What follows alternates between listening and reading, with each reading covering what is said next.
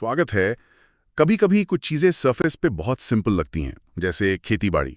Agriculture, बिल्कुल। लेकिन जब इसमें लॉ और टैक्सेस का एंगल जुड़ता है तो सिंपल चीजें भी सरप्राइजिंगली कॉम्प्लेक्स हो जाती हैं।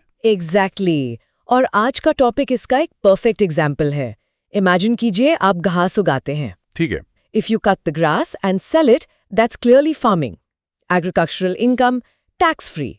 लेकिन व्हाट इफ आप उस घास को अपनी भेड़ों को खिलाते हैं और फिर उनकी ऊन यानी वुल बेचते हैं? Is that still farming? That's a great question, because आपका फाइनल प्रोडक्ट घास नहीं, ऊन है। Today we are diving deep into a landmark Supreme Court judgment जो इसी लीगल पजल को सॉल्व करता है। हाँ, बस यहाँ घास और भेड़ की जगह शहतूत के पत्ते और सिल्क वर्म्स हैं। We're talking about the case of K. Lakshmanan and Co. versus the Commissioner of Income Tax. Okay, let's unpack this. हाँ, ये केस लीगल सर्कल्स में गोल्ड स्टैंडर्ड माना जाता है फॉर अंडरस्टैंडिंग एग्रीकल्चरल इनकम का असली मतलब under the income tax act 1961। तो आज का मिशन क्या है? हमारा मिशन है सुप्रीम कोर्ट ने बायोलॉजी, एग्रीकल्चर और टैक्स लॉ के बीच जो एक ब्राइट लाइन ड्रॉ की, उसे क्रिस्टल क्लियर तरीके से समझना। We'll get into the facts, the brilliant arguments and the exact words the judges used. तो चलिए केस के फैक्ट से शुरू करते हैं। ये कंपनी के लक्ष्मणन को आखिर कर क्या रही थी? What was their exact business model? Their process was a fascinating mix of agriculture and biology. And facts को समझना बहुत जरूरी है because her legal judgment specific situation पे depend करता है। Right. तो let's break it down. Step 1, cultivation. Appellant अपनी जमीन पर mulberry leaves यानी शहतूत के पत्ते उगाता था। Okay. This is undisputed agricultural activity. इसमें कोई डाउट नहीं था। Right. That's straightforward farming. So far so good. Step 2, the process. इसके बाद वो मार्केट से सिल्कवर्म एग्स खरीदकर उन्हें हैच करते थे और उन वर्म्स को सिर्फ, एंड दिस इज की, सिर्फ अपने ही उगाए हुए मलबरी लीव्स खिलाते थे। अच्छा, तो रॉ मटेरियल पूरी तरह से उनका अपना प्रोड्यूस था। Exactly. Step 3, biological transformation. And this is the crux of the matter. The worms would eat these leaves and the saliva जो उनके मुंह से निकलता था वो हार्ड होकर cocoons बन जाता था। तो ये एक प्योरली बायोलॉजिकल प्रोसेस है, मतलब इसमें कोई मशीन या ह्यूमन इंटरवेंशन नहीं है। बिल्कुल नहीं। The worm does all the work. इसमें इंसान का कोई रोल नहीं है पत्तों को cocoon में बदलने में। So just to be clear, a company पत्तों के साथ खुद कुछ नहीं कर रही थी। They're just feeding them to an animal और वो animal final product बना रहा है। Is that right? Everything in this case. Which brings us to the final step. 4, commercial sale. Crucially, appellant market में mulberry leaves नहीं बेच रहा था। वो cocoons बेच रहे थे। हाँ, the commodity that went to the market was the finished cocoon. Here's where it gets really interesting. तो उनका लीगल आर्ग्यूमेंट क्या था? वो इस पूरी इनकम को टैक्स फ्री क्यों क्लेम कर रहे थे? I mean, from the company's point of view, उनका आर्ग्यूमेंट काफी स्ट्रांग लगता है। It was a very clever and very specific argument. It was based on a clause in Section 2(1) of the Income Tax Act. Okay. उनका कहना था कि mulberry leaves का कोई रेडी मार्केट नहीं है, a no market situation. Basically पत्ते कोई खरीदता नहीं। अच्छा। इसलिए वर्म्स को पत्ते खिलाना और कोकून्स बनाना कल्टीवेटर द्वारा एम्प्लॉय किया गया एक प्रोसेस है ताकि प्रोड्यूस यानी लीव्स को मार्केट फिट बनाया जा सके। So they were arguing, हम पत्ते बेच नहीं सकते, तो हमारी क्रॉप से पैसे कमाने का एकमात्र तरीका उन्हें कोकून्स में बदलना है। Therefore, ये पूरा प्रोसेस एक सिंगल एग्रीकल्चरल प्रोसेस है। Precisely. ये तो वैसा ही हुआ जैसे कोई किसान अंगूर सुखाकर किशमिश बनाता है। How is this different? That's the perfect question, and it's exactly what the courts had to figure out. The company's contention was that since the leaves aren't sellable as is, producing cocoons is the only way to make them marketable. Therefore, the entire income from leaf to cocoon should be tax-exempt agricultural income. बड़ा ही smart argument है। तो lower courts ने इस पर कैसे react किया? I imagine ये कोई ओपन एंड शट केस तो नहीं था। Not at all. इस केस की प्रोसीजरल हिस्ट्री में काफी उतार चढ़ाव थे। It was a real legal roller coaster. कहाँ से शुरू हुआ? सबसे पहले मामला गया इनकम टैक्स ऑफिसर ITO के पास। दी ITO ने कॉमन सेंस अप्लाई किया। उन्होंने एक लॉजिकल स्प्लिट किया। इस एक्टिविटी है। So he estimated and decided to tax 25% of the total income जो उन्होंने non-agricultural part को attribute किया। Okay, a reasonable split. But I'm guessing the company wasn't happy with that. Of course not. So they appealed to the appellate assistant commissioner. And here they got a big win. अच्छा, The commissioner sided with them and declared the entire income to be exempt from tax. Wow. तो एक moment के लिए तो उन्हें लगा होगा कि वो जीत गए। Absolutely, they were in a great position. But tax department कहाँ मानने वाला था? They took it to the next level, the income tax appellate tribunal and then the high court. और वहां क्या हुआ? वहाँ the company's winning streak came to a screeching halt. दोनों forums ने decision को reverse कर दिया and ruled in favor of the revenue department. And what was the high court's logic? क्या reason दिया उन्होंने? Their reasoning was the foundation for the Supreme Court's final decision. उन्होंने एक बहुत clear line draw की. I'm quoting the High Court's crucial finding here. Feeding of mulberry leaves to silkworms was not a process employed by cultivator of mulberry leaves to make them marketable by way of producing silk cocoons. मतलब high court ने कहा कि आप पत्तों को marketable नहीं बना रहे हैं, आप तो पत्तों को as a raw material use करके एक बिल्कुल नया प्रोडक्ट बना रहे हैं। Exactly, that was the core logic. Okay, so the stage was set for the Supreme Court. Justices B.N. Kirpal और S.P. कुर्दुकर ने इस लीगल नॉट को, इस गुत्थी को कैसे अनटैंगल किया? The Supreme Court, in a very methodical judgment delivered by Justice B.N. Kirpal, completely upheld the High Court's view. उन्होंने Section 2(1) की definition को legally dissect किया. कैसे?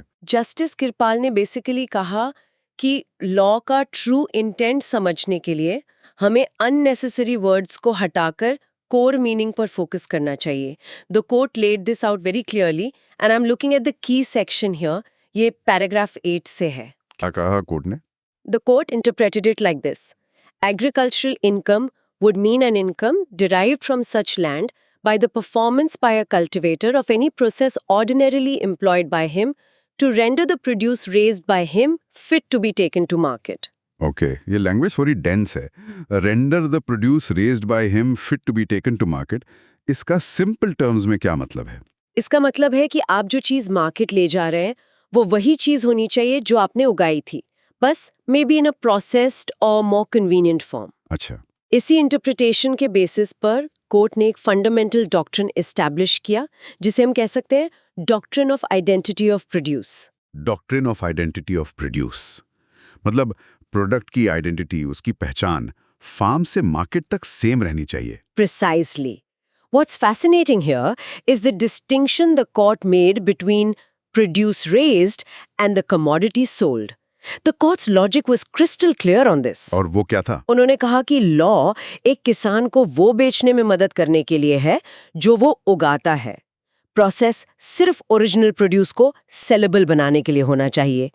लॉ का ये इंटेंशन कभी नहीं था कि किसान एक बिल्कुल नई कमोडिटी बनाए and still claim it's all agricultural income. तो उन्होंने इस लॉजिक को मलबेरी लीव्स और कुकून्स पर कैसे अप्लाई किया? It was a simple brutal application of logic.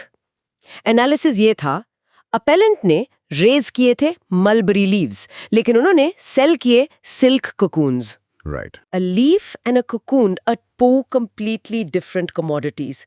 एक बोटैनिकल प्रोडक्ट है जो जमीन से उगता है, दूसरा एक जोलॉजिकल प्रोडक्ट है जिसे एक कीड़ा बनाता है। उनकी फंडामेंटल आइडेंटिटी ही अलग है। बिल्कुल। The court was unambiguous, stating, and I quote from the judgment again, quote, "This section does not contemplate the sale of an item or a commodity which is different from what is cultivated and processed." That really cuts to the heart of it. But what about the company's no market argument? कि उन्हें ये करना पड़ा because कोई पत्ते खरीदता ही नहीं। The court shot that down completely. उन्होंने कहा it doesn't matter if the leaves have a market or not. The law defines what agricultural produce is. और लॉ के हिसाब से The judgment says the agricultural produce of the cultivator will be mulberry leaves, and by no stretch of imagination can the silkworms, and certainly not the silk cocoons, be regarded as the agricultural produce of the cultivator. मतलब court ने कहा कि आपकी agricultural activity पत्ते तोड़ने पर खत्म हो जाती है, उसके बाद आप जो करते हैं वो एक नया वेंचर है। Absolutely. तो कोर्ट ने ये एस्टैब्लिश कर दिया कि जो उगाया वही बिकना चाहिए, ऑलबेट आफ्टर सम प्रोसेसिंग। क्या इस लॉजिक को सपोर्ट करने के लिए कोई पुराना केस लॉ था, कोई precedent? A great question. And yes, एक बहुत vital precedent था। अपने जजमेंट को सीमेंट करने के लिए सुप्रीम कोर्ट ने एक पुराने केस को रेफर किया, 1962 का डुआर्स-टी कंपनी लिमिटेड VCIT. अच्छा, This is where another related legal principle comes into play. The doctrine of original character. It's a sister concept to the doctrine of identity. The doctrine of original character, let me guess, इसका मतलब है कि product को अपनी essential original nature retain करनी चाहिए। You've nailed it. Doctrine ये है कि आप प्रोड्यूस पे प्रोसेस तो कर सकते हैं, but that process must not alter the fundamental original character of the produce itself. कोई एग्जाम्पल? कोर्ट ने इसी पुराने केस को देखा जो एक टी कंपनी का था। प्रिंसिपल सिंपल था, आप चाय की पत्तियों को सुखा सकते हैं, रोल कर सकते हैं, क्रश कर सकते हैं, आप उन पर कई प्रोसेसेस करते हैं। Right. But at the end of the day आप बेच तो चाय ही रहे हैं, पत्ती बिस्किट में नहीं बदल गई। इट्स फंडामेंटल टीनेस is still there. That's a perfect analogy. The essential nature has to be preserved. Exactly. The Supreme Court quoted a crucial observation from that Duars-Tico case. The line was, the employment of the process must not alter the character of the produce. The produce must retain its original character, and the only change that may have been brought about in the produce is to make it marketable. और जब आप ये test सिल्कवॉर्म्स पर apply करते हैं तो company का argument पूरी तरह से फॉल अपार्ट हो जाता है। It's destroyed. जब एक मलबरी लीफ को एक सिल्क वर्म कंज्यूम करता है and it undergoes a complete biological transformation, तो लीफ का ओरिजिनल कैरेक्टर एनाइलेट हो जाता है. It ceases to exist as a leaf. वो एक टाइनी बायोलॉजिकल फैक्ट्री के लिए फ्यूल बन जाता है। Precisely. और वो फैक्ट्री एक न्यू इनोवेशन प्रोड्यूस करती है, the cocoon. This is fundamentally different from, say, गन्ने से गुड़ बनाना, जहां स्वीटनर का ओरिजिनल कैरेक्टर रिटेन होता है. So, bringing it all together, what does this all mean? The final verdict then was, The conclusion was unambiguous and decisive. The Supreme Court ने paragraph 10 में they put the final nail in the coffin. उन्होंने कहा, The High Court has rightly come to the conclusion that the income derived by the appellant from the sale of the cocoons could not in law be regarded as agricultural income. so the appeal was dismissed. Appeal dismissed. The court declared that sericulture or silkworm rearing is a business activity, not purely an agricultural activity. Therefore, the income derived from it is taxable. चलिए, उस brilliant घास और ऊन analogy पर वापस चलते हैं जिससे हमने शुरू किया था। अब लीगल रीजनिंग समझने के बाद वो इस केस पर परफेक्टली फिट होती है। It truly does. It's the perfect way to summarize the court's entire logic. Let's walk through it again. Imagine आप घास उगाते हैं. ठीक है। Scenario 1, आप घास काटकर मार्केट में बेचते हैं. The income is clearly agricultural income. Simple. Scenario 2, आपको लूज घास बेचना मुश्किल लगता है, तो आप उसकी बेल्स मतलब गट्ठर बनाकर बेचते हैं to make it marketable. The income remains agricultural income. Right, because वो है तो अभी भी घास, बस डिफरेंट पैकेज में। Exactly. But now scenario 3, आप वो घास लेते हैं और अपनी शीप को खिलाते हैं, फिर आप भेड़ की ऊन बेचते हैं. The income from selling that wool is business income. Because आप ये क्लेम नहीं कर सकते मैंने घास उगाई थी इसलिए ऊन बेचना एग्रीकल्चर है। Precisely. The court would say, आपकी agricultural activity तब खत्म हो गई जब आपने घास भेड़ को खिला दी. The grass became an input, a raw material for a different production process. और wool is a completely different product from a biological process. Exactly. Exactly यही लॉजिक मलबेरी लीव्स और cocoons पर अप्लाई हुआ in the K. Lakshmanan and Co. case. The leaf was merely fuel for the cocoon producing business. That is a fascinating and incredibly clear judgment. It really draws a sharp, bright line between two interconnected yet legally distinct activities. So what's the final key takeaway here? The core principle to take away from this entire discussion is the doctrine of original character. अगर आपके उगाए हुए produce का essential nature processing के through retain रहता है, तो income agricultural है. But the moment it undergoes a fundamental transformation, especially a biological one, to become an entirely new commodity with a new identity, the income stream diverges into business income and becomes taxable. And this judgment remains the gold standard for that. बिल्कुल. This judgment remains the benchmark, the gold standard for drawing that line. And a final provocative thought for our listeners to mull over. This raises an important question. इस case को देखते हुए सोचिए कि modern agricultural and food tech practices में ये line कहाँ-कहाँ blur हो सकती है? The lines are blurring everywhere. For example for example hydroponics में जहां सब्जियां न्यूट्रिएंट रिच वाटर में बिना मिट्टी के उगाई जाती हैं, is that land based agriculture as the law intended? और think about even more futuristic tech like lab grown products जो प्लांट सेल से स्टार्ट होते हैं but are developed in a bioreactor. Right, और companies growing leather from mushroom roots. Exactly. Are they farmers or are they biotech companies?